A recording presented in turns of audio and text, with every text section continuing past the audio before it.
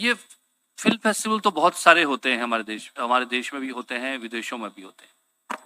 और शुरू से जो आपको याद होगा कि सालों पहले उस वक्त भी मैं इसका हिस्सा था और I was engaged Sanjay ji very closely at that time when we launched the creative minds, young creative minds, 75 creative minds of tomorrow.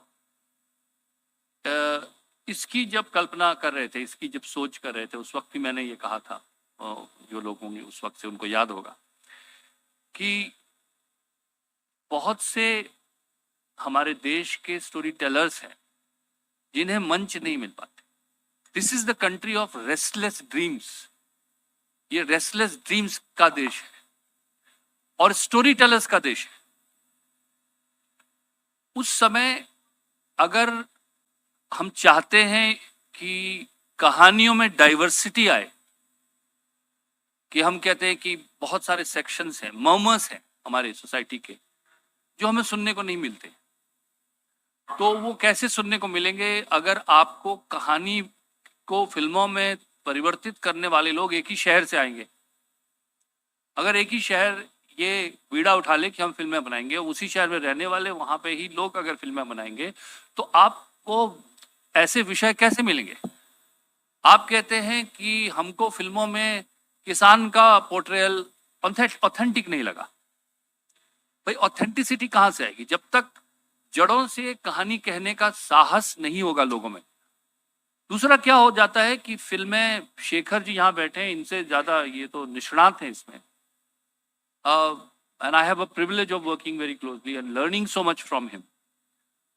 पर शेखर जी ये से कोई इनकार नहीं कर सकता कि कहीं ना कहीं फिल्म जो है वो टैलेंट से ज्यादा हिम्मत का काम हो जाता है। तो फिल्म जो है वो हिम्मत वाले की प्रॉपर्टी हो जाती है, जिसकी हिम्मत है वो सब कुछ झेल सके और पिक्चर को अंत तक उस तक पहुंचा सके। क्यों होना चाहिए ऐसा? ये तो प्रतिभा वाले की बात होनी चाहिए, जिसके पास कहानी हो उसको मंच मिलना चाहिए। और होता क्या है कि हम देखते हैं कि बहुत सी कहानियां स्टोरी इन्फेंटिसाइड होता है, वो कहानियों की भ्रूण हत्या, क्योंकि उसके पास रिसोर्सेज नहीं है, क्योंकि वो पहुंचा ही नहीं सकता अपनी बात।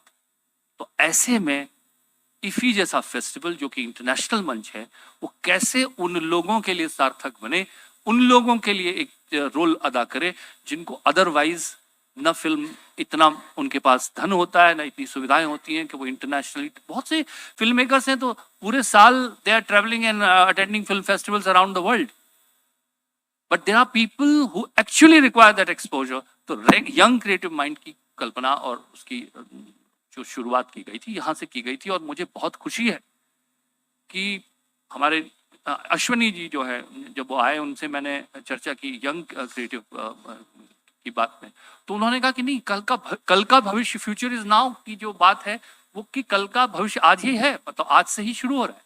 And specially I want to make another point in the AI which Shekhar again we talk a lot about, कि एआई जो है डेटाबेस है। एआई में बहुत सी चीजें आप देखेंगे, कल को स्क्रिप्ट्स आएंगी, फिल्में भी बनकर शायद एआई आपके सामने प्रस्तुत कर दे, and you will see AI created work, but AI relies on data. जो हो चुका है उससे प्रेरणा लेता है, और ये भारत है जो होना बाकी है। इसका मतलब हमारे पास बहुत ऑथेंटिक ओरिजिनलिटी है जिसको कि विश्व को सुनने का समय आ गया है। सो